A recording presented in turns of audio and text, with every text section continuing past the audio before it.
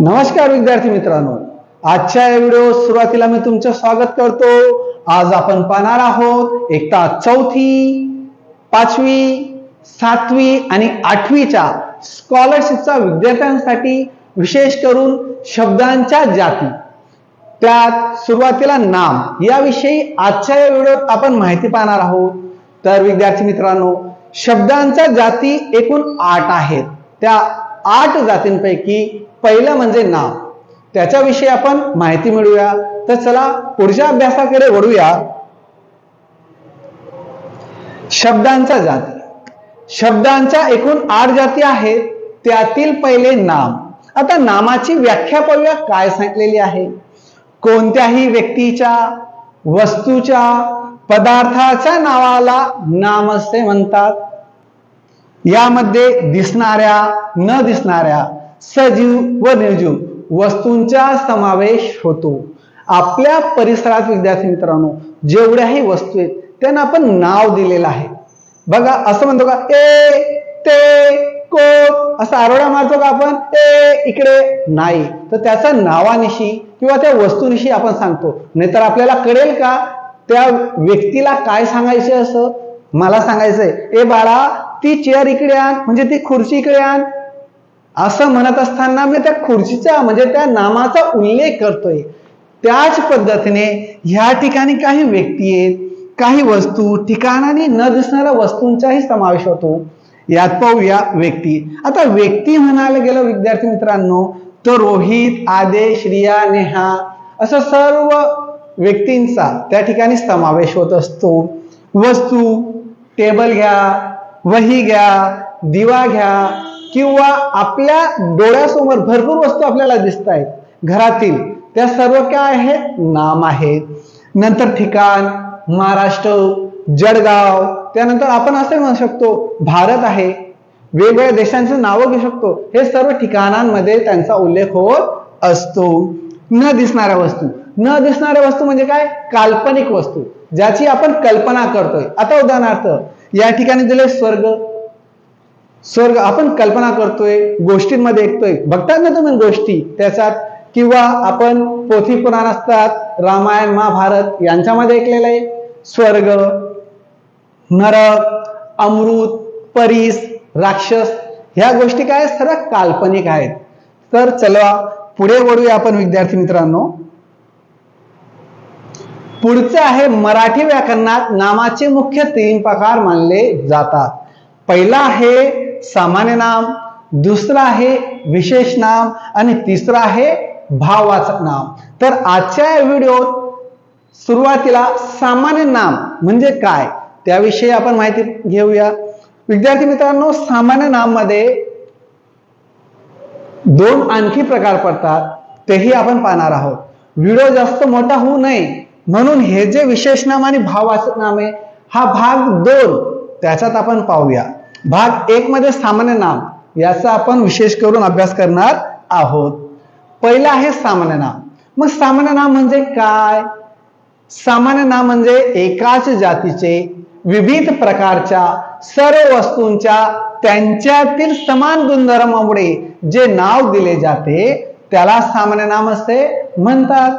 मग सामान्य नामावरून त्या गटातील कोणत्याही एका व्यक्तीच्या किंवा वस्तूचा बोध नव्हता, संपूर्ण जातीचा बोध होतो। मग या ठिकाणी उदाहरण दिलेले विद्यार्थी मित्रांनो, आता गाय म्हटलं तर गाय म्हटल्यानंतर तुम्हाला लगेच येतं का डोळ्यासमोर की हीच गाय? नाही, तर गाय कोणतीही गाय असू शकते। आता मी सांगतो तुम्हाला, या ठिकाणी आणखी पुस्तक आहे, पुस्तक म्हटल्याबरोबर तुम्ही असं म्हणणार का हेच मराठीचे पुस्तक, हे इंग्रजीचे पुस्तक? भरपूर पुस्तक आहेत, भरपूर लेखकांचे पुस्तक आहे। तुमच्या वाचनातून, तुमच्या पाहण्यातून जे पुस्तक गेलं असेल ते तुमच्या आता डोळ्यासमोर येत असेल, अरे सरांनी पुस्तक, लगेच तुम्ही विचार करणार अरे हे पुस्तक, ते पुस्तक, ते पुस्तक, असं विशिष्ट एका ठराविक पुस्तकाचं नाव घेतलं जात नाही, म्हणजे पूर्ण समूहाचा त्या ठिकाणी उल्लेख होतोय। नदी, मग आता नदी म्हणतोय, घर म्हणतोय, या ठिकाणी नदी म्हटलं तर तुम्ही एका नदीत तुमच्या डोळ्यासमोर येते का? नाही, नदी म्हटलं तर ती जगातील कोणतीही नदी असू शकते, बरोबर आहे का नाही? तुम्ही जो विचार करता विद्यार्थी मित्रांनो, कोणतीही नदी असू शकते, म्हणजे एकाचा उल्लेख नाही, समूहाचा उल्लेख होतोय त्या ठिकाणी. मग सामान्य नामात काय आहे, तर समूहाचा उल्लेख होतोय, लक्षात ठेवा. पुढचं त्याची वैशिष्ट्य काय आहे, कोणाची, तर सामान्य नामाची. तर सामान्य नामाची वैशिष्ट्य पाहूया. संपूर्ण जातीचा बोध होतो. बघा तुम्हाला अगोदर सांगितलं मी, संपूर्ण जातीच्या याच्यात आपल्याला काय होतोय, बोध होतोय. हे नाम एका गटातील सगळ्या घटकांना लागू होते. नंतर काय सांगितले आणखी, त्याचे उदाहरणार्थ, गाय म्हटल्यावर जगातील कोणतेही गाय अभिप्रेत असते. आताच तुम्हाला सांगितलं अनेक वचनी.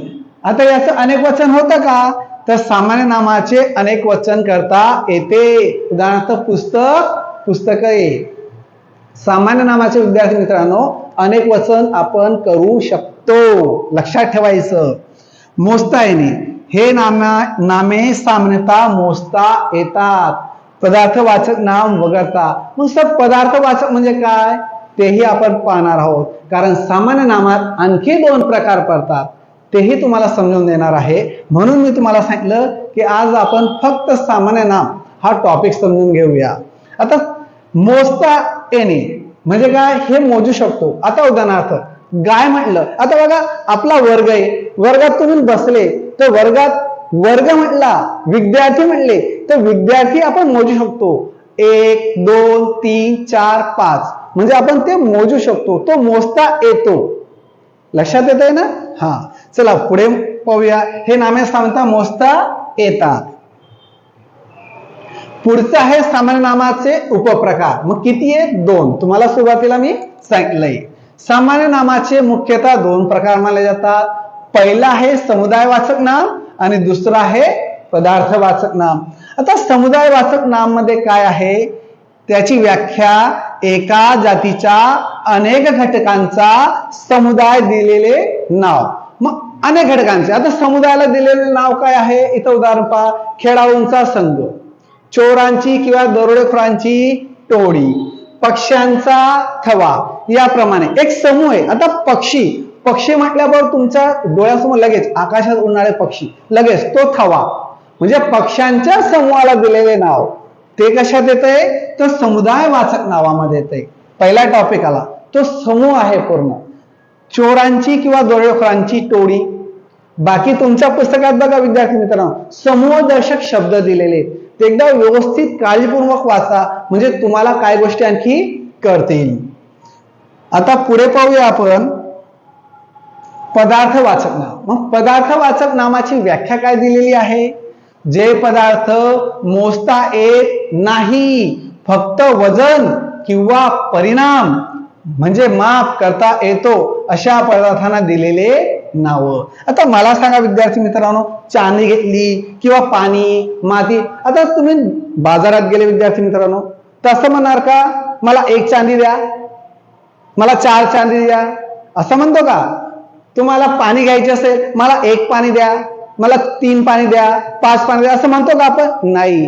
तर हे बघा, चांदी झाले, मीठ, हवा, माती, पाणी, हे कशात आहे, आणखी पेट्रोल. आता पेट्रोल पंपावर आपण जातो विद्यार्थी मित्रांनो, आपल्या वडिलांसोबत जातो का नाही जातो, त्या ठिकाणी काय होतं, पेट्रोल घेत असताना आपण लिटर मध्ये घेतो. आम्हाला 3 लिटर 2 लिटर असं पेट्रोल मोजतो का नाही, त्याच पद्धतीने.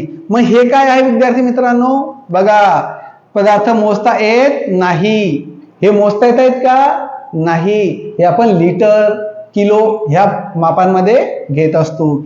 आता या ठिकाणी पाणीचं तुम्हाला सांगितलं, आपण पाणी घेताना 1 litre 2 litre 3 litre 50 litre 100 litre 1000 litre असाच उल्लेख करू. मला 1 पाणी हवंय, 2 पाणी हवंय, मला 5 पाणी हवंय, असा उल्लेख करत नाही. तर आजच्या या व्हिडिओत विद्यार्थी मित्रांनो तुम्हाला गोष्ट काही ज्या तुमच्या डाऊट होत्या त्या क्लिअर झाल्या असतील. पुढच्या व्हिडिओमध्ये आपण भाग 2 जे आहे उर्वरित भाग त्या ठिकाणी पाहणार आहोत. तर धन्यवाद विद्यार्थी मित्रांनो, भेटूया उद्याच्या दिवशी पुढच्या व्हिडिओमध्ये.